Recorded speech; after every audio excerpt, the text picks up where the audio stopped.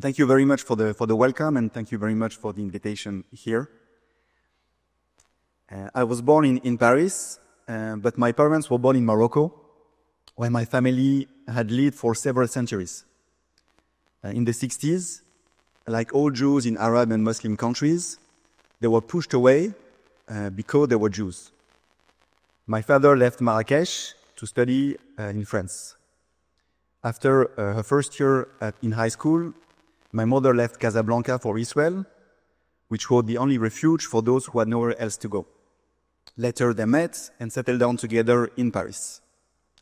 My paternal grandfather, whom you can see in the picture here, he was responsible for funeral services in Marrakesh as a volunteer. He supported all Beret family, regardless of their social status. In France, he was lost. He spoke only Arabic. We, his grandchildren, only spoke French. My grandmother and my parents translated him. The stories that he used to tell about the old country during traditional family gatherings made me understand how the values of dignity and respect are tied to caring for others, regardless of their identity and social status. These family gatherings, the rarity of my name, the fact that we never mixed dairy and meat products, the Hebrew and Arabic discussions between my parents, and the special traditional holidays that we celebrated at home sparked my early reflections about my identity. What does that mean to be French? To be a Jew? A child of migrants? What is the Moroccan part of my identity? And what does that mean to me? In 2004, I am a student when I meet a young survivor of the genocide against the Tutsis in Rwanda. In a Parisian cafe, she tells me about her story of extermination and of survival. She's different from me. An African, a Christian, an orphan, but she's the same. Someone driven by values and determined to build a better future. I realize that there are hundreds of thousands of survivors who need support.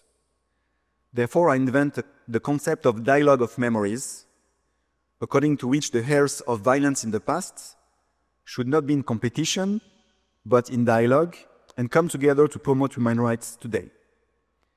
I lead delegations to Rwanda, and I create bridges between young people from both sides.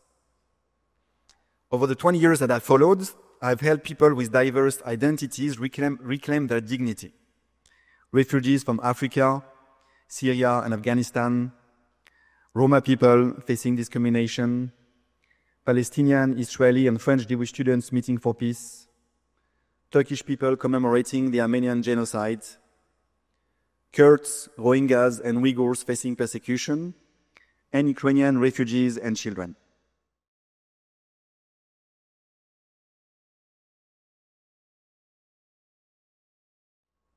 In 2020, because of COVID, I'm stuck in the US. I decided to develop an oral genealogy of my family through long phone calls with my parents. I discover how much I ignore, and I feel the stories of Moroccan Jews are on the verge of being erased because of silence in the family about the past. In 2021, when I returned to France for a few weeks, I started interviewing my relatives who were born in Morocco. I am now writing a collection of their life stories. For me, it is a way to restore their dignity and to help my generation know more about the legacies we receive. I believe this gives us more freedom to decide what to preserve, what to leave aside, and what to transform. The same year, I cannot go back to the US directly from France because Europe is in a pandemic red zone, so I decide to spend 2 weeks in Morocco. My parents decide to join.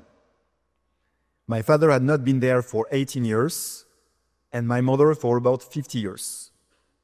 But the peace agreement between Morocco and Israel, with full mutual recognition, has given them the confidence to finally undertake this memory trip. Later you will see pictures of my father on his maternal grandfather's tomb in Marrakesh, and you will also see a picture of my mother pointing at her childhood apartment in Casablanca, then me in front of the streets. Since I arrived in Taiwan, I have had many discussions about identity and the past. Difficult questions have emerged. What does it mean to be Taiwanese? What is the Chinese part of one's identity? What does this Chinese identity mean today? What is one's relation to mainland China? How to share individual reflections about identity while respecting the importance of the group.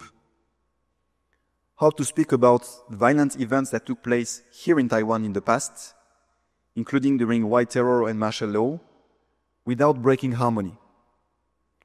How can we know when we have reached a point in the discussion that is good enough and we should stop in order to avoid triggering violent reactions? To these difficult questions, I have no easy answer, but I can share examples that may inspire you. I trust you who are already finding ways and your own ways to address them. And I'm here to offer solidarity in action so we can work together today and tomorrow to create a better, more dignified place for our generations and those who follow us. Thank you.